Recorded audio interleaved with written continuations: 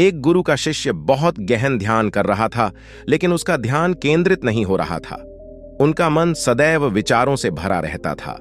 उसने अपने दिमाग को खाली करने की बहुत कोशिश की, लेकिन उस की सारी कोशिशें नाकाम रहीं। अंत में जब वह सब कुछ कर चुका, तब वह अपने गुरु के पास गया और बोला, गुरुदेव, मेरा मन हमेशा विचारों से भरा रहता है। मैं एक जगह ध्यान केंद्रित नहीं कर पाता।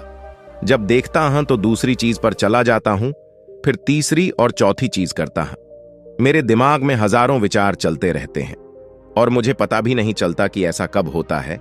बहुत समय बाद मुझे एहसास होता है कि मैं क्या करने बैठा था और क्या सोच रहा था।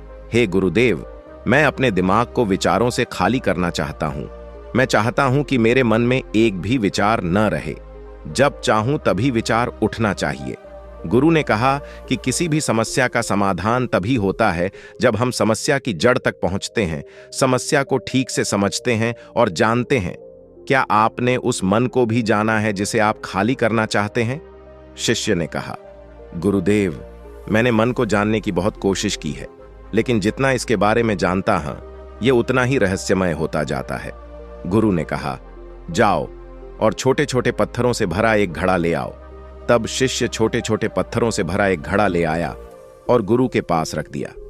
गुरु ने कहा, इस घड़े को अपना मन समझो और इस घड़े में पत्थर भरे हुए हैं।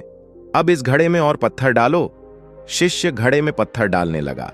घड़ा पहले से ही भरा हुआ था। 12वां पत्थर रखते ही बाकी सभी पत्थर नीचे गिरने लगे। तब गुरु ने कहा, रुको और ध्यान से देखो। अब घड़े में कोई पत्थर तो नहीं आ रहे हैं, बल्कि वह नीचे गिर रही है, क्योंकि यह भर गया है। इसमें जो भी आ सकता था वह आ गया। अब और पत्थर नहीं आएंगे।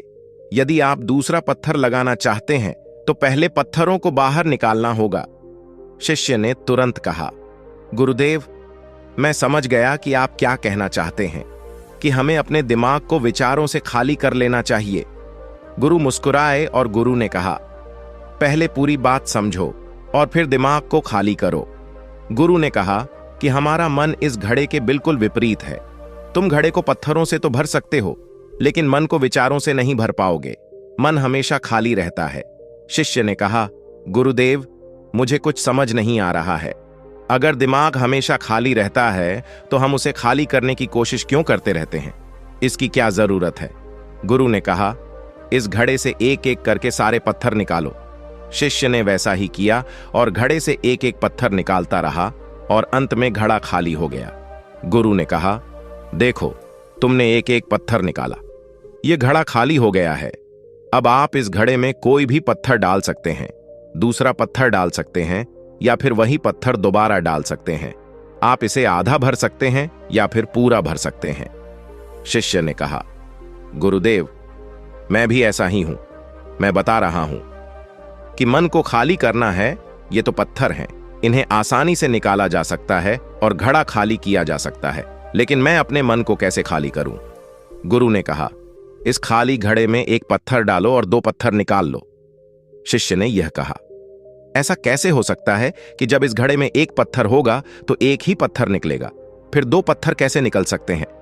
गुरु ने कहा, चलो ऐसा करो, इस घड़े में 2 पत्थर डालो और 4 पत्थर निकाल लो।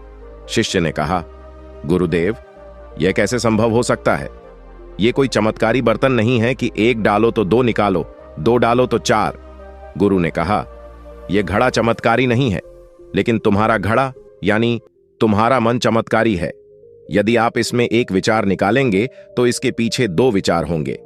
जब आप उन 2 विचारों को पकड़ते हैं तो उनके पीछे 4 विचार उभर आते हैं और वह खाली नहीं रहता। यह मन का भ्रम है कि सब कुछ है लेकिन कुछ भी नहीं है। शिष्य ने कहा, गुरुदेव, आप जो कह रहे हैं वह मैं समझ गया, लेकिन क्या मैं हमेशा अपने विचारों के जाल में फंसा रहूंगा? क्या मन के भ्रम से बाहर निकलने का कोई रास्ता है? बिल्कुल नहीं। और जब आप उन 4 विचारों को पकड़ते हैं तो उनके पीछे 16 विचार उभरते हैं और ऐसा करने से विचारों की एक लंबी श्रृंखला बन जाती है और आप कहीं नहीं रुकते, एक के बाद दूसरे विचार को पकड़ते चले जाते हैं। यह मिट्टी का घड़ा पत्थरों के घड़े के समान है, भरा रहेगा, लेकिन आपका मन कभी नहीं भरता, वह हमेशा खाली ही रहता है। हमारा दिमाग भी एक विचार के बाद हमारे लिए हजारों विकल्प खोल देता है और हम एक मुख्य विचार को छोड़कर उन हजारों विकल्पों में फंस जाते हैं। शिष्य ने कहा, मैं आपकी बात अच्छी तरह समझ गया हूं, लेकिन अब मुझे क्या करना चाहिए? मेरा मार्गदर्शन करें। गुरु ने कहा, मन के जाल में मत उलझो, मन को खाली करने की कोशिश मत करो, अपना ध्यान इकट्ठा करो, एकाग्रता लाओ, जो भी कर रहे हो उसे अंतिम मान कर करो।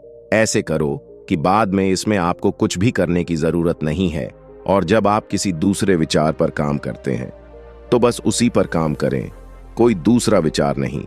मन के भ्रम से बाहर निकलना इतना आसान नहीं है, लेकिन अभ्यास सब कुछ कर सकता है। शिष्य ने कहा, गुरुदेव, मैं भी ऐसा ही करूंगा। यह समझाने के लिए आपका बहुत बहुत धन्यवाद।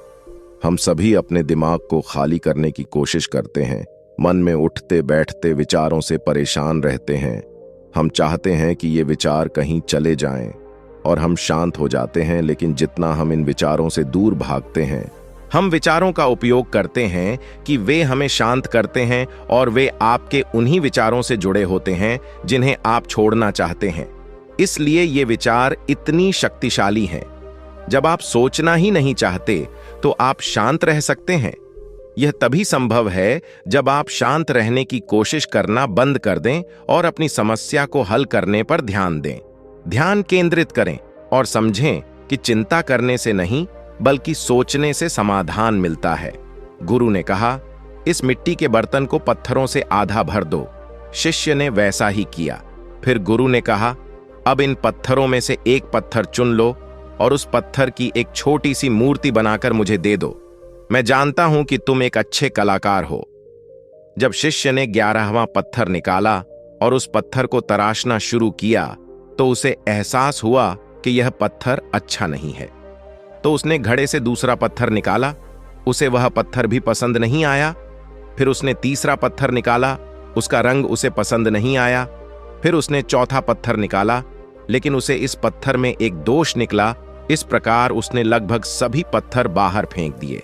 उसे ऐसा करते देख गुरु ने कहा, वह पत्थर जो तुमने पहली बार निकाला था, यह समझकर उसी पत्थर की खोज करो कि तुम्हारे पास कोई दूसरा पत्थर नहीं है। तब शिष्य ने उस पत्थर को ही खोजना शुरू कर दिया और उस पत्थर से उसने अपने गुरु की एक बहुत ही सुंदर मूर्ति बनाई और अपने गुरु को भेंट की और कहा, बहुत सुंदर, इस पत्थर से मूर्ति बनाई जा सकती है। मैं इसका विचार भी नहीं कर सकता था। गुरु ने कहा कि जब कोई दूसरा विकल्प नहीं है तो हम अपनी सारी ऊर्जा उसमें लगा देते हैं और उसे सर्वश्रेष्ठ बनाते हैं। जब कोई दूसरा विकल्प है तो हम सिर्फ पत्थर चुनते रहते हैं। मान लीजिए कि मूर्ति नहीं बनाई गई है। दोस्तों, आज की यह कहानी आपको कैसी लगी और इस कहानी से आपको और क्या सीखने को मिला? कृपया यह भी हमें कमेंट करके बताएं।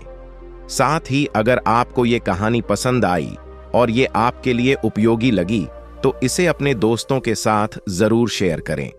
अगर आप इसी तरह के वीडियो देखना चाहते हैं तो हमारे चैनल को लाइक, शेयर और सब्सक्राइब जरूर करें।